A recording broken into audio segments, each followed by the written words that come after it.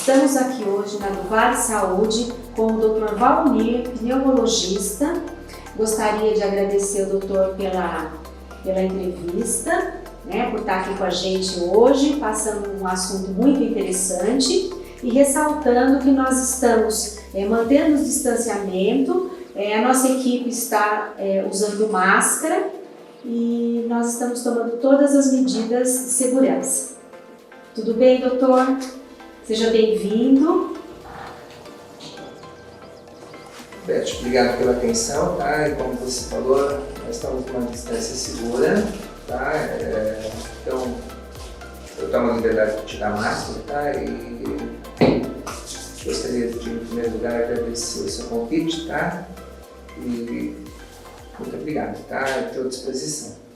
Doutor, hoje nós estamos sabendo que no município de Avaré nós já tivemos aproximadamente 12 mil casos do Covid e que tivemos mais ou menos uns 270 óbitos, né? E com relação aos sintomas, as coisas que vão aparecendo pós-Covid, nós temos hoje a síndrome pós-Covid. E eu gostaria que o senhor explicasse para a gente o que é essa síndrome pós-Covid. Isso. A síndrome pós-Covid, então, são sintomas que ocorrem normalmente após uma persistência de 4 semanas.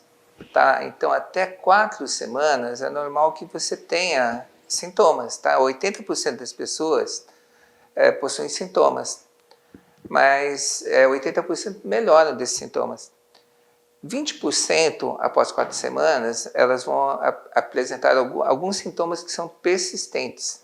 Tá? Então, dessas 20% dessas pessoas, até a 12ª semana, a gente observa que vão sobrar apenas 5 a 10% que vão persistir após a 12ª semana. Tá? E esses sintomas são sintomas graves, depende se a pessoa foi de forma leve, se teve internação, se ela permaneceu um tempo na UTI. E quais são esses sintomas que ela apresenta? Se depende de cada caso, são os sintomas de maior grau ou menor grau? Isso. Então, como você falou, Beth, já tem muito a ver em relação à faixa etária, né? As pessoas que têm uma faixa etária maior possuem um risco maior, tá? Então, depende também do tempo de internação e da forma que a pessoa apresentou uma gravidade dos sintomas. Então, por exemplo, vamos ao lado mais extremo. As pessoas que ficaram internadas em UTI, né? Vamos colocar um caso... Um exemplo, pode até dar um exemplo para a gente ilustrar. Isso. Um tempo de UTI, um tempo de internação. Isso é importante, né? Então, a pessoa na faixa etária de 70 anos ficou na UTI, né, em torno mais ou menos de uns 20 dias, foi submetida a uma traqueostomia. Ela ficou muito tempo acamada, quer dizer, você perdeu massa muscular, tá? Você foi submetido a uma traqueostomia, ventilação mecânica, e normalmente essas pessoas de faixa etária maior possuem alguma comorbidade, né? Pode ter hipertensão, cardiopatia, o sistema renal dessa pessoa já é um pouquinho mais frágil. Então, só pensando nessa questão de tempo de internação, idade e gravidade, né? A gente está indo lá num ponto mais grave. São pessoas que vão ter uma síndrome pós-Covid muito mais importante. Tá? Então, o que acontece depois que a pessoa sobreviveu? Tá? Ela vai precisar trabalhar com a parte respiratória, né? Que normalmente você fica com alguma sequela respiratória de falta de ar, de tosse. Geralmente é a mais grave, a mais, grave. Assim, a mais Isso. significativa. Essa questão da falta de ar, fadiga. É o ponto mais que você acaba observando com maior gravidade, tá?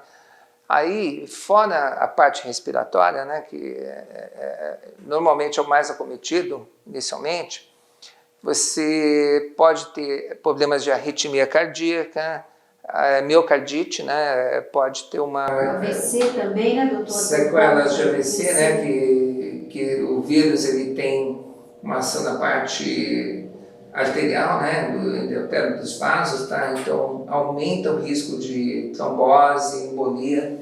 Por isso que eles receitam, né, medicamento específico para a circulação, são os trombolíticos, né? Isso, anticoagulantes, tá? Que foi muito indicado, né, para todos esses pacientes, tá? E é indicado. Aí a parte muscular, então a pessoa perde muita massa muscular, ela vai ter que fazer fisioterapia, tá? Respiratória e motora, tá? Então o papel da fisioterapeuta é muito importante. São pessoas que na parte neuropsiquiátrica pode acontecer algumas alterações importantes, tá? Então a pessoa ficou com medo de morrer, né? Então pode evoluir para depressão, síndrome do pânico, pode desenvolver estresse pós-traumático, né? Que é um quadro comum. Sim. E mesmo pessoas que não ficaram internadas em UTI... Podem desenvolver isso, né? Pessoas acho que até tiveram... pelo medo, né, doutor? Isso. De ter passado por essa situação de morrer, de ficar internado, a questão de ficar internado sozinho dentro do hospital, eu acho que isso mexe muito com a pessoa, porque ela se sente isolada de todos, né? Então eu acho que isso causa também, né? E além disso, eu vejo que tem alguns casos que as pessoas também ficam com esquecimento, com algumas coisas nesse sentido. Então, o pós-Covid precisa ser trabalhado essa questão também, né? Sim, olha, esse ponto que você tocou também é importante. Então, um dos sintomas mais comuns, né, seria esquecimento, cefaleia, né, que são as dores de cabeça constante, tá, que pode ser persistente, um dos sintomas mais comuns. Fadiga muscular, né, a pessoa tem fadiga, perda de olfato, paladar, que é bem comum, pode ser Essas são as queixas maiores, né, são as queixas maiores, tá?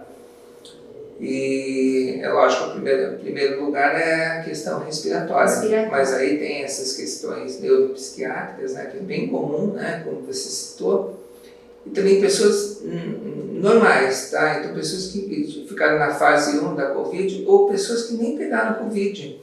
Então a incidência de alterações assim psicológicas, mentais é muito grande, né? As pessoas ficaram afastadas das pessoas. Tá? Então eu acho que independente de você ter ficado internado, pegado Covid, uma coisa bem atual. E essa questão da faixa etária também é importante, a questão da imunidade, das pessoas, as pessoas mais novas que tiveram Covid também, casos graves. A recuperação dessas pessoas também é mais lenta, doutor? Olha, então, Beth, isso nós observamos esse ano de 2021. O vírus, né, a variante que acometeu o ano passado, 2020, ela é bem diferente de 2021.